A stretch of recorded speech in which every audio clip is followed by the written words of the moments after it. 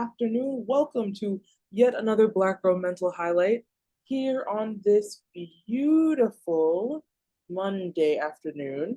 We have Breah Robinson. She is a therapist, activist, and founder. Breah, how are you doing this afternoon? I am doing very well. And I actually tell my clients well and good are forbidden words in therapy. So I can't believe I actually use that to describe my day. But now I see how they feel. But I would say it's been a very peaceful and yeah, it's been a very peaceful day. That's good. That's good. Good to hear. Okay, well, let's start at the beginning, right? Tell me about the educational path that you ended up taking in order to get to where you are today. Yeah, so I attended Bennett College for Women in Greensboro, North Carolina, and it is one of two historically Black colleges for women. And so I got my bachelor's of social work at Bennett, and I stumbled upon getting my master's in social work because it was time for me to get married and I forgot to purchase my wedding dress. So I said, might as well go to grad school. I actually had no intentions on going to grad school so early because I already knew kind of what I wanted to, well, I thought I knew what I wanted to do. I was very heavily in supporting system involved youth. And so that's really where my heart was as a young social worker. I was always doing something with kids, always doing something with juvenile system involved youth. I worked at a group home all throughout college, a group home for girls. Um, and so I knew that's what I wanted to do. And I was like, I don't need no master's degree for that. Mhm, So mhm. I Yeah. ended up actually in education first doing a pipeline program. And in that pipeline program, I was like, yeah, no, y'all think y'all want change, but y'all really don't. Mm. And I just found myself getting very frustrated. But this was definitely after I graduated my master's program, so I forgot about that. I went to the University of Illinois in Chicago for my master's. Hence I came back home because I didn't have a wedding dress. Right, right. And so I got my master's, and then I moved to California, and that's where I first started in education. But that's pretty much my educational background. I went the BSW, MSW route, and it was only a year, right? So I was like, might as well. I'm here for a year, so let's do it. Absolutely, absolutely. Okay, gotcha, gotcha. That's beautiful. Okay, so your studies have taken you to Chicago, to California, and North Carolina. Yeah. Mhm. Yes. And that's where I actually decided to become licensed because that's not anything that I ever wanted either. I never thought about getting my clinical licensure. When I was in undergrad, I was also an undergraduate researcher. So I had a minor in sociology. Is so naturally, like, I was going to be a macro-based social worker. I didn't want a clinical license. I had no interest in it. I didn't even know what was required to get it because that's not what I wanted to do. And I knew eventually I wanted to get my PhD because I love research and I love like being able to um find gaps in systems, like I'm a problem solver. Mm. So I knew that I would be doing some type of macro based work. And when I got to California, though, and I was in education, I was just not really, I wasn't anticipating the amount of stress being a Black woman in a white space Tell me had. about it. Hmm. Like, I was like, so you hired me to do a pipeline program. I'm in charge of this pipeline program and I can't do anything. Hmm. On Hmm. top of the kids who were in the program, not kids, because I mean they were kids, they were college students. It was in a major city that had a really bad housing crisis, and you wanted to bring these students to the school, but you couldn't house them. Wow. So you want me to smile in these Black kids' faces and then they parents' faces, bring them to this school, and they don't have nowhere to lay their heads, but in an apartment with 8 other students. Wow. Absolutely not. Yeah. So at that time, I told my husband, I was like, look, I don't know like what I'm gonna do, but I just cannot stay here. And so we lived across the bridge, which was about 45 minutes. And in that area, I think I went on, I don't know how I stumbled upon this job, but it has been the best job that I've ever had, even now, as like it's been about a decade since I had that job. And it was working with transition age foster youth. Um, and 18, and it was interesting though, because my caseload were they were between the ages of 15 to 21. And here I am, 22.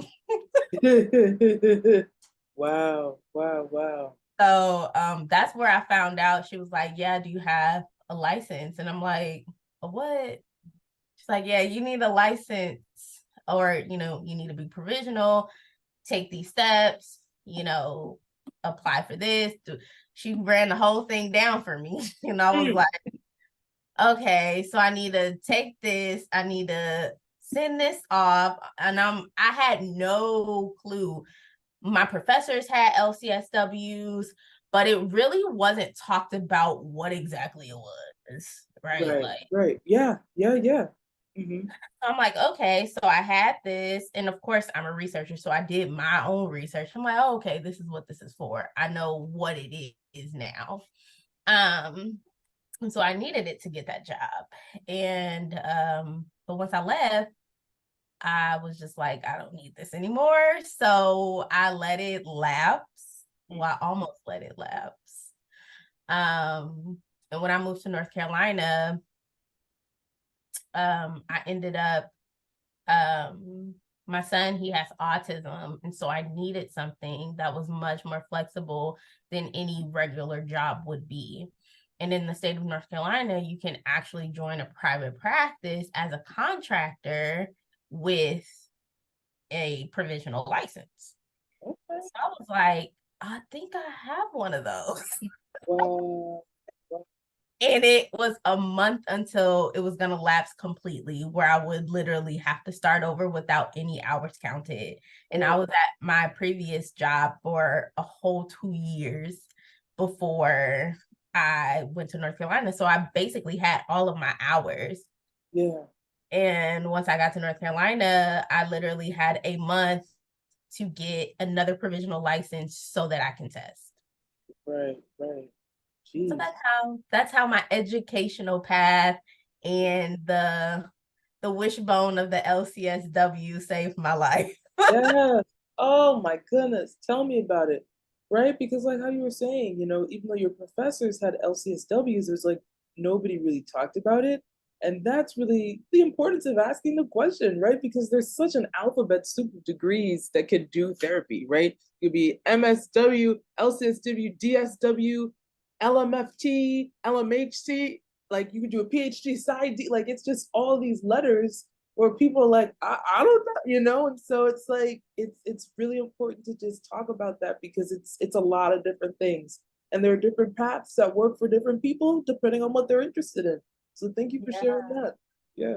it is. And you don't even know, like, I didn't even know that being a therapist was a career option Mm, until I moved to North Carolina. Like, I didn't even know when I was in transition age foster care that I was a clinical case manager. So I didn't know that I was actually gaining the skills to do therapy. When yeah. I look back on my life and I understand, like, I gained all of my clinical skill set there. Like, that was really the foundation of how I do what I do now. Wow. But I didn't know. Yeah. Yeah. Yeah. That's amazing. That's amazing. Yeah. Yeah. Yeah. Yeah. And so thinking right about just your clinical foundations, right? the incredible jobs that you've had, the incredible opportunities that you've had to work with a population you really love, right? Mhm. Youth. Tell me about how that has led to the Womanist Center. It didn't.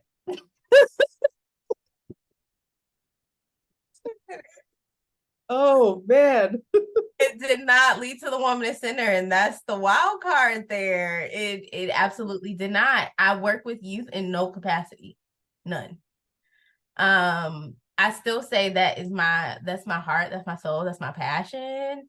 I mean, not my passion, but it really is. It's like when you have like multiple like passions, but you have like a set purpose, right? That is definitely still passion work. Like if you were to ask me to do something for like any type of organization that serves youth, transition age youth, there is no question asked, right? But my purpose and what I really found to be impactful was just from my own life's journey and narrative and connecting therapy to that, because my story is I've always like struggled, I say past tense, with weight my entire life. And you often associate that though with lose weight or go to a doctor or see all these people, get a personal trainer, get a this, get a that. Nobody tells you to go see a therapist.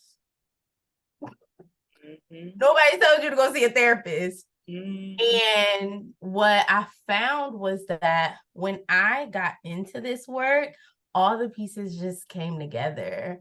Like, why don't more people go to therapy for body image and eating problems?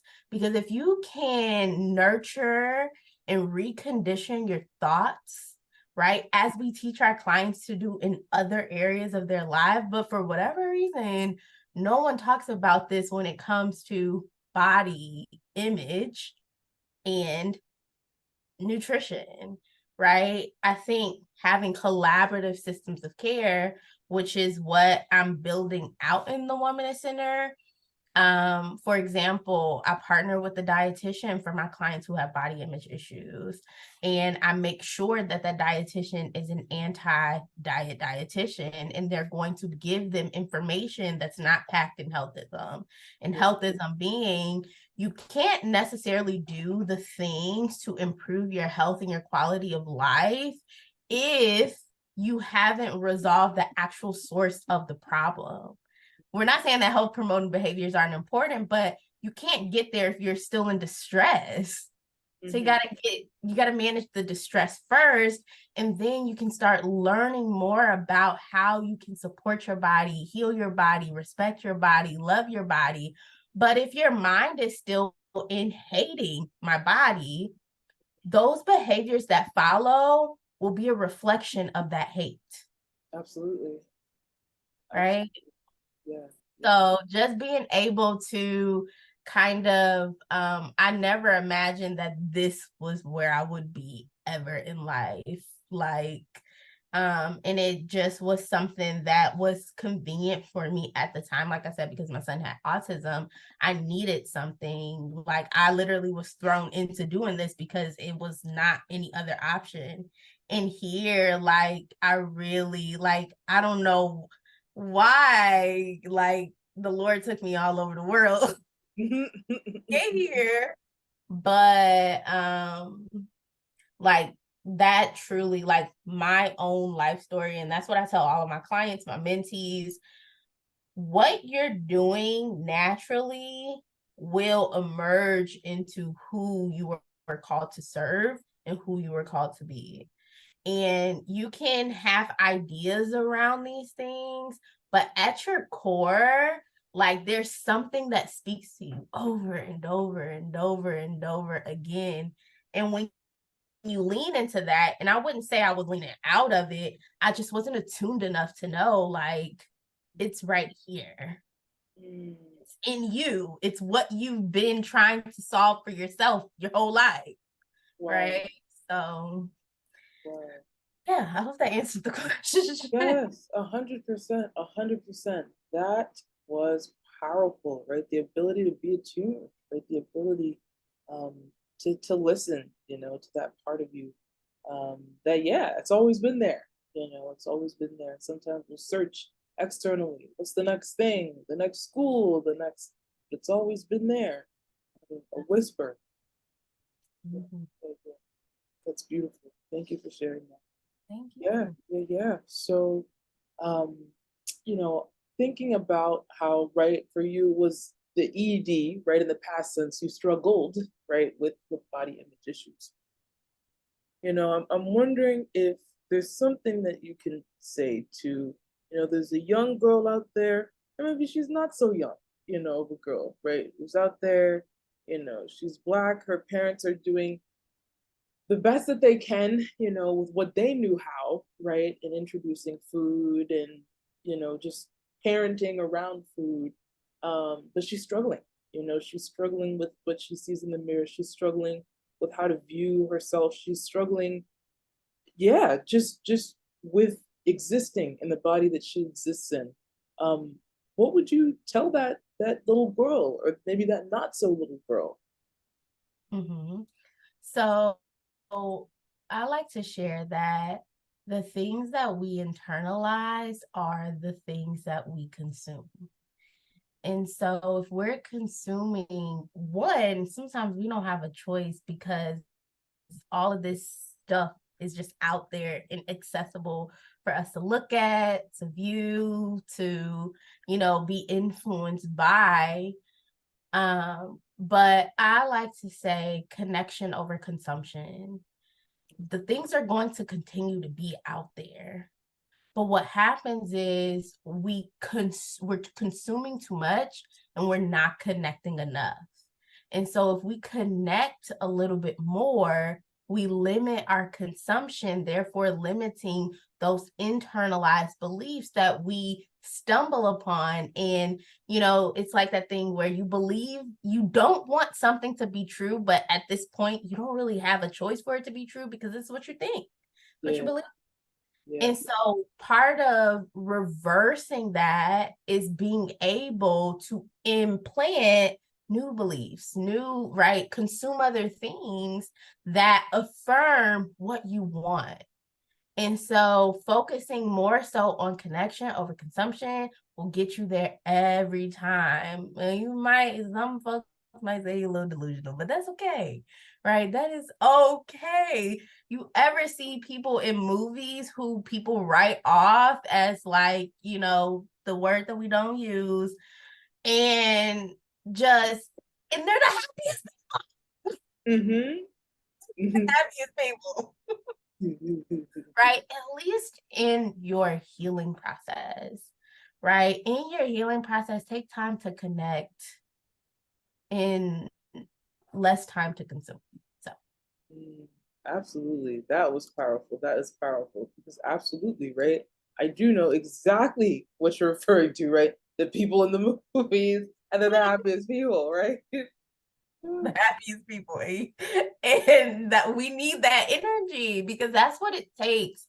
It takes radical, unconditional permission, right? Permission to explore, to be curious. That doesn't mean that that's what I'm going to do forever, but I got to figure it out somehow. And me Mm, shaming and bashing myself for, choices and decisions is not going to be the way that I'm going to truly end up where I need to be. mhm, mhm. Absolutely. Absolutely. That's powerful. That's powerful. Yeah. Well, unfortunately, our time is coming to a close, and really that's because I have the free Zoom. So you know, It's okay. the little 10-minute warning popped up. But Breah, thank you, thank you, thank you, not just for your time, but for your wisdom, for your insight, for your journey. Even though you ended up all over the world, you ended up where you are, and you really ended up there for a reason. A couple of things that I want to plug, right? So you are currently taking clients virtually in North Carolina and in Illinois. Yeah. And you are currently taking clients not for individual therapy, right? But for a body image slash eating group that's going to be virtual. And so you're going to be, there's some slots open for that. And also, you are coming out with a certificate program for providers to help them become more aware of how to best treat body image issues and disorders. And so, specifically, right in this certificate program, there are going to be continuing education credits available, right? We're going to be talking about body oppression. We're going to be talking about healthism, and the ways that those are rooted in anti-Blackness. So for more to follow, check out the Woman Center on Instagram. And yeah, thank you, Breah, therapist, activist, and founder. Yes, thank you. You're welcome. You're welcome. All right, everybody, take care. See you next time.